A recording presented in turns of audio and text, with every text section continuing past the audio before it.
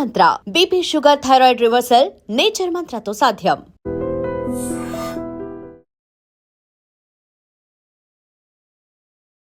నమస్తే.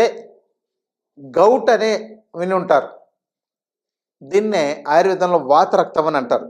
ఈ సమస్యని అంటే కాలి బొటన వేళ్లలో ఆ యొక్క జాయింట్ దగ్గర నొప్పి ప్రారంభమై అది అలా పైకి పాకుతూ తర్వాత మనకు మొత్తం కాలంతో నొప్పి రావడం, తర్వాత వేళ్లలో కూడా చేతి వేళ్ళలో కూడా నొప్పి రావడం, ఇలాంటి సమస్య ఎదుర్కొంటుంటారు.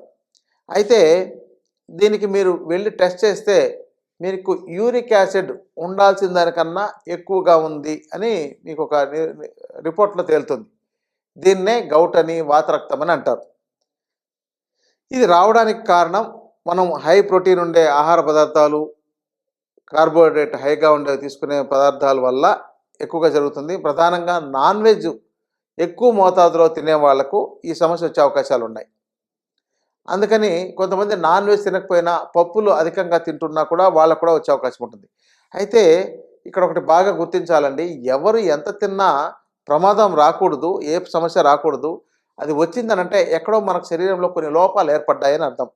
ఆ లోపాలు ఏంటంటే మనకు ఆహారం సక్రమంగా జీర్ణం కాకపోవడం కానీ, లేదంటే మనకు జీర్ణమైన ఆహార పదార్థం సక్రమంగా శోషణ జరగకపోవడం కానీ, శోషణ జరిగిన అది శరీరం సక్రమంగా ఉపయోగించుకోలేకపోయిన పరిస్థితులు రావడం కానీ, దీన్నే ఆమవాతం కింద చెప్పచ్చు. ఆమవాతం అంటే మనకు తీసుకున్న ఆహారం సక్రమంగా జీర్ణం కాకుండానే మన యొక్క శరీరంలోకి కణజాలంలోకి వెళితే ఆ కణజాలం సక్రమంగా ఉపయోగించుకోలేకుండా పోయే పరిస్థితుల్లో అక్కడ అవి ఇన్ఫెక్షన్కు గురయ్యి మీకు ఈ యొక్క వాపులు లాంటివి వచ్చే అవకాశాలు, అక్కడ బోన్స్ డ్యామేజ్ అయ్యే అవకాశాలు ఇలాంటివి కూడా వస్తుంటాయి.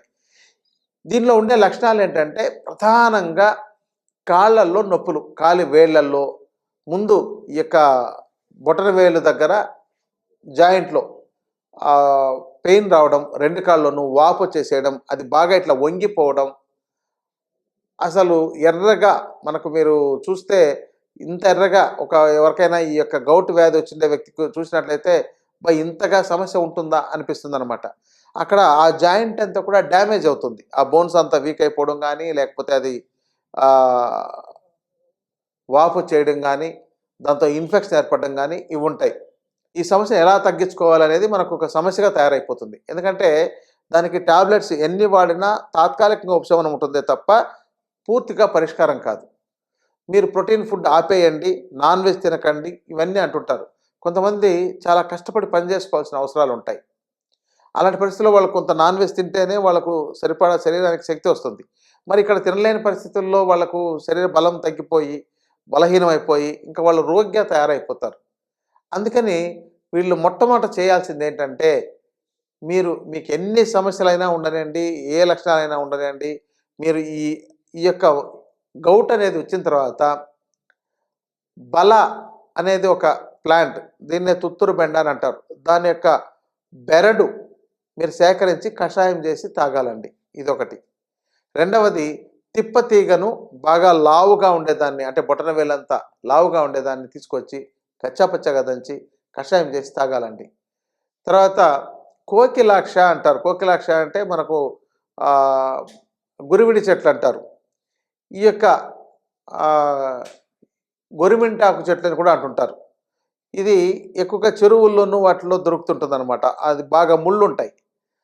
దాని యొక్క ఆకులను సేకరించడం కానీ, లేదంటే మొత్తం ఆ చెట్టునే మీరు కట్ చేసి ఆ ముళ్ళను తీసి దాన్ని చిన్న చిన్నగా ముక్కలుగా చేసి ఆ ముళ్ళన్నీ తీసేసి ఆ యొక్క ఆకులు కాండాన్ని ఎండబెట్టి కచ్చాపచ్చాగా దంచుకొని కషాయం చేసి ఇది తాగాలి. ఈ మూడు మీకు చాలా బాగా పనిచేస్తాయి. అసలు ఇది ఒక్కటి వాడటం వల్ల మీలో ఆ గౌట్ వ్యాధి లేకపోతే ఆ యూరిక్ యాసిడ్ పెరగడం అనేది కూడా తగ్గిపోతుంది. చాలామంది యూరిక్ యాసిడ్ తగ్గడానికి మీరు ఆహారాన్ని మార్పులు చేసుకున్నా కూడా ఒక్కోసారి తగ్గదు. కానీ ఈ యొక్క కషాయం కనుక తయారు చేసి మీరు రోజు తాగుతున్నట్లయితే ఇది తగ్గిపోతుందండి. ఇలా ఎన్ని రోజులు తాగాలి? రోజు ఉదయం, సాయంత్రం కనీసం వీటి మూడింటిని కలిపైనా తీసుకోవచ్చు, విడివిడిగా కూడా తీసుకోవచ్చు. రోజు ఒక గ్లాసు చొప్పున కషాయం అంటే చూడండి, ఆ యొక్క చూర్ణాలన్నింటినీ మీరు ఒక 2 చెంచాలు 2 గ్లాసులు నీళ్లు పోసి మరిగించి ఒక గ్లాస్ అయిన తర్వాత వడబోసుకొని దానిలోకి మీకు టేస్ట్ కావాలంటే ఏదైనా కొద్దిగా సాల్ట్ కానీ, లేదంటే కొంచెం సొంటి పొడి కానీ కలుపుకొని తీసుకోవచ్చు అనమాట. ఇలా రోజు ఉదయం సాయంత్రం 3 నెలల్లో 6 నెలల్లో సంవత్సరం అయినా కూడా మీరు వాడచ్చు. మీకు మొత్తం తగ్గిపోయేదాకా యూరిక్ యాసిడ్ తగ్గిపోతుంది అండ్ మీ యొక్క గౌట్ పెయిన్ తగ్గుతుంది. తర్వాత మీకు అది ఇంకోటంటే మీరు అది వంగిపోకుండా ఉండే ముందే మీరు చేయాలి. ఆ బోన్ అయితే ఎప్పుడైతే ఆ వేలు ఇట్లా వంగిపోయి అక్కడంతా ఉబ్బిపోయింది అనుకోండి, మీరేం చేయాలంటే ఇసుకను వేపుడు చేసి ఒక గుడ్డలోకి వేసి మూట కట్టి కాపడం పెట్టాలి. రోజు ఈ విధంగా చేస్తున్నట్లయితే మీకు ఈ సమస్య తగ్గుతుంది.